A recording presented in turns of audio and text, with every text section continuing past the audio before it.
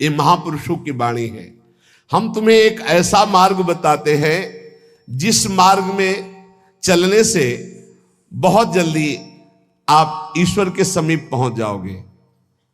वो नाम जप करते हुए किसी से और ईश्वर से भी कोई चाह ना रखना, बहुत जल्दी भगवत प्राप्ति हो जाएगी।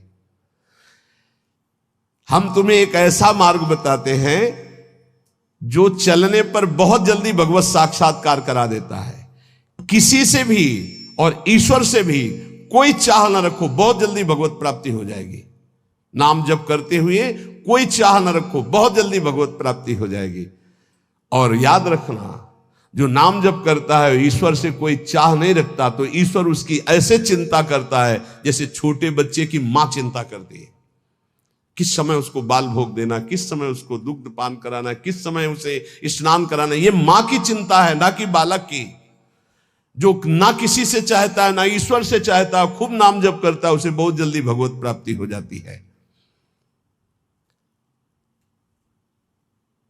निष्प्रयोजन भार स्वरूप उनका जीवन होता है जो भजनहीन होते हैं, बिल्कुल बेकार मरा जीवन। जिन हरि भगत हृदय नहीं आनी, जीवित सौ समानते प्राणी। क्या मुर्दे का सा जीवन है। इतना कीमती जीवन, एक एक श्वास भगवान के भजन में लगानी चाहिए। व्यर्थ के जीवन में, व्यर्थ के खान पान, कई कई ऐसी बातें जिनकी याद आकर हृदय में आम हंसता है, ऐसे जीवन को नष्ट किया जा रहा है। भ्रमण में सब दृश्य देखे हैं। गंगा का किनारा पावन तपस्वियों के लिए भी और राक्षसों के लिए भी है। जो पावन स्थान तप के लिए है, वही राक्षसों के दंडकारण्य में तपस्वी भी तपस्या करते थे और राक्षस भी रहते थे। दोनों का ये व्यर्थ जीवन, निरर्थक जीवन, जो अपनी वासनाओं की पूर्ति के लिए दूसरे जीवों को तड़पा तड़पा के, फिर काल उनको तड़पा तड़पा के मारता है, सांस लेने का अवसर नहीं देता। इसलिए निष्प्रयोजन भार स्वरूप मानो जीवन मत जियो। कीमती जीवन है। जिनका भोजन पवित्र है, उनके विचार पवित्र हैं, वही एकांत में ईश्वर अर्पण बुद्धि से अपने समय को व्यतीत करते हैं। कार्य करते हुए एकांतिक अर्थात अंदर चिंतन चल रहा है, ईश्वर अर्पण। सात्विक भोजन भूख की अपेक्षा कम खाओगे तो भजन बहुत जोर का होगा। लौकिक प्रतिष्ठा बढ़ने लगे तो भगवान से प्रार्थना करो कि आपका स्मरण न छूटने पावे, लौकिक प्रतिष्ठा में महत्व न होने पावे। जानबूझकर सुख सुविधाओं का त्याग करके जितनी कम वस्तुओं का सेवन कर सको, कम पैसे वाली वस्तुओं का, उतना ही तुम्हारा ईश्वर के प्रति प्रेम बढ़ेगा। ईश्वर इच्छा को जानने वाला ही महात्मा होता है। जोई जोई प्यारो करे सोई मोई भावे, मेरे प्यारे की क्या इच्छा है ये महात्मा जानता है। अन्याय से प्राप्त वस्तुओं को पाने वाले के सारे करण पाप लिप्त हो जाते हैं। अंतःकरण, बुद्धि, मन, चित्त, अहंकार, वो इच्छा ना होने पर भी दूषित अन्न के कारण पाप इच्छा प्रकट होकर उससे पाप कराती है। जो घूस लेता है, अन्याय पूर्वक निर्णय करता है, ऐसों का धन उनके परिवार को नष्ट कर देता है और उनका किया हुआ दान जिसके पास जाता है उसकी अंतःकरण की वृत्ति को नष्ट करके पाप आचरण करवाता है। इसलिए भगवत मार्ग में चलने वाले उपासकों को घूस लेने वालों से जो प्रतिग्रह दान लेना है उनसे बचे। खूब खुली बात है। ये जो अन्याय अधर्म करना पैसे के बल से सीख गए हैं, अपने पद का दुरुपयोग, ऐसे लोगों से जो दान लिया जाता है, ऐसे लोगों से जो अर्थ लिया जाता है, वो केवल पाप विचार बढ़ाता है, पापाचरण बढ़ाता है। इसलिए बहुत सावधान। देखा महाप्रभु चैतन्य देव से जब महाराज प्रताप रुद्र बड़े महाभागवत थे, उनके दर्शन करने की बात सामने रखी गई कि वो दर्शन करने आना चाहते, तो उन्होंने कहा तुमने क्या समझ रखा है, एक मैं वीतराग सन्यासी में राजा के दर्शन के उनके लिए दरबार में जाऊं या उनको यहां बुलाऊं, मुझे क्या आवश्यकता है? नहीं, राज दर्शन भी निषेध। ऐसा जो उपासक चाहता है कि मैं सच्चे भाव से भगवान के मार्ग में चलूं, तो पाप कर्म करने वालों से, उनके द्वारा दी हुई वस्तुओं से बहुत दूर बच करके भूखे रह जाओगे तो ठीक है, उनका अन्न न जाने पावे। ईश्वर भक्त अदृश्य परमात्मा की इच्छा का अनुमोदन करता रहता है और वह देखता रहता है कि मृत्यु हर समय हमारी प्रत्येक श्वासों को गिन रही है।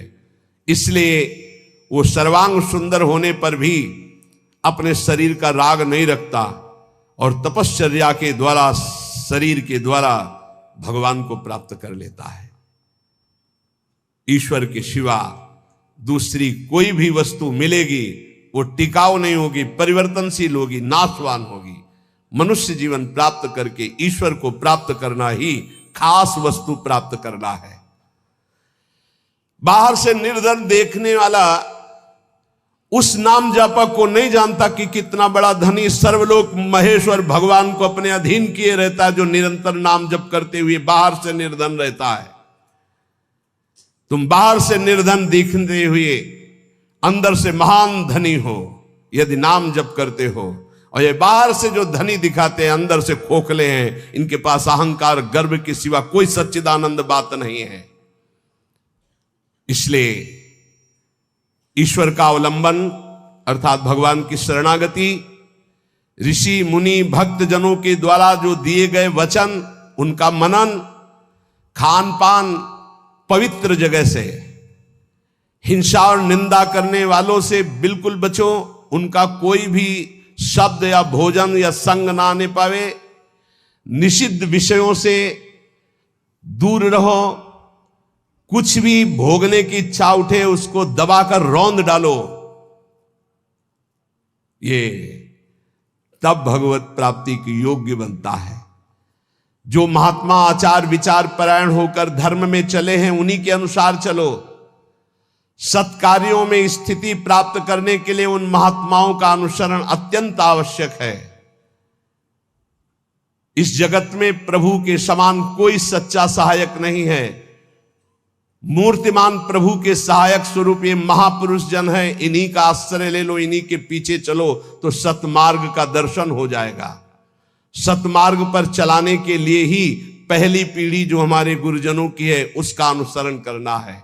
महाजनों गतेन सपंथा, संसार केवल फंसाने वाला है, महापुरुष ही केवल मुक्त करने वाले हैं।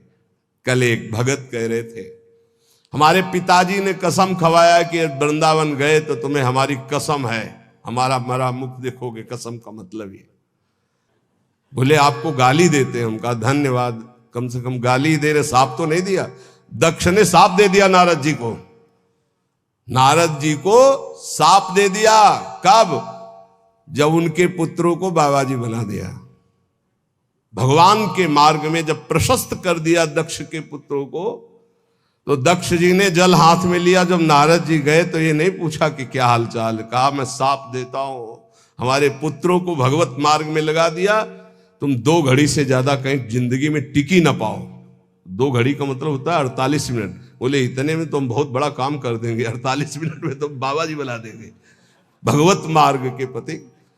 बोले आपके प्रवचन सुनकर हम माला जप करते हैं, बाणी पाठ करते हैं, थोड़ा तिलक लगा लेते हैं वृंदावन की, तो वो कहते हैं हमारे लड़के को बर्बाद कर दिया इस नाम लेके। तो बात सही है।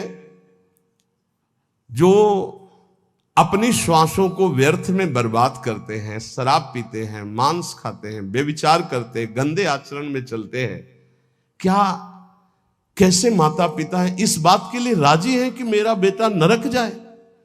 इस बात के लिए राजी कि मेरा बेटा गलत आचरण करे, और वही शराब पी के जब आवे तो 2-4 मुझे थप्पड़ मार के घर से बाहर करे? ये आचरण? अगर माता पिता को भगवान मानकर उनकी सेवा करो। वो कह रहा था कि आप अपराध भर हमको ना बोध कराएं, तो एक बार अंदर से इच्छा कि अपने बाप को उठा के पटके और खूब धुलाई। तो हम कहा अगर हमें मित्र मानते हो तो एक शब्द भी कटु मत बोलना। गुरु मानते हो कि नहीं वो तो तुम जानो, दोस्ती के लिए तो हम हाथ फैलाते हैं, हम हित मित्र हैं। अगर हमें मित्र मानते हो तो ऐसे माता पिता के रोज पैर छुओ, उनमें भगवान की भावना करो और मेहनत करो, लेबरी करके भी कमाओ और उनको खवाओ पियाओ, और वो जब हमारी निंदा करें तो कान में अंगुली डाल लो और अपने सतमार्ग में चलो। बड़ा विचित्र समय है। जो माता पिता प्रथम गुरु कहे गए हैं, भगवान के मार्ग में चलाने वाले या सतमार्ग में चलाने वाले या संसार में कदम हमारे जो बढ़े, धन्य है वो माँ जो अपने रक्त को दुग्ध बनाकर मुझे पान कराकर इतना बड़ा किया। धन्य है वो पिता जो मेहनत करके हमको पढ़ाया लिखाया। अब वो चाहे जितना कड़ुआ बोले, हम उसे भगवान की तरह पूजेंगे। सबको ये मानना चाहिए। उनकी वृद्धावस्था वो कुछ भी बोल सकते हैं, बड़े लोग हैं, हमें उनकी सेवा करनी और सतमार्ग में चलना है। तो यहां कह रहे कि महापुरुषों के सिवा अपना कोई सतमार्ग बताने वाला नहीं, इसलिए संतों की बात को मानना चाहिए। वो अहेतुकी मित्र हैं, तुम्हारा अमंगल नहीं कर सकते हैं। इस जगत में प्रभु के समान कोई सच्चा सहायक नहीं, और प्रभु ही महापुरुषों के रूप में प्रेरित करते हैं आकर के अपने मार्ग को। इसलिए मन को सत्य मार्ग में चलाने के लिए पहली सीढ़ी संत महापुरुषों के वचनों के आधार पर चलो। आज हम सबके ऋणी हैं, सच्ची हृदय से ऋणी हैं। धन्यवाद देते हैं कि आज इस कलयुग के प्रचंड तांडव काल में आप संतों की बात मान रहे हैं। इसलिए हम आपके चरणों में प्रणाम करते हैं, क्योंकि इसमें आपका मंगल है।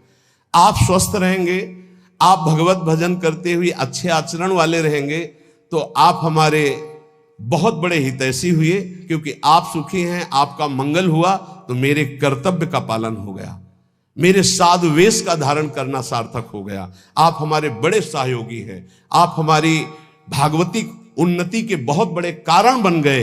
क्योंकि हम धन्यवाद के पात्र तभी बनेंगे जब हमारी बात को मानकर आप धन्य हो जाएंगे।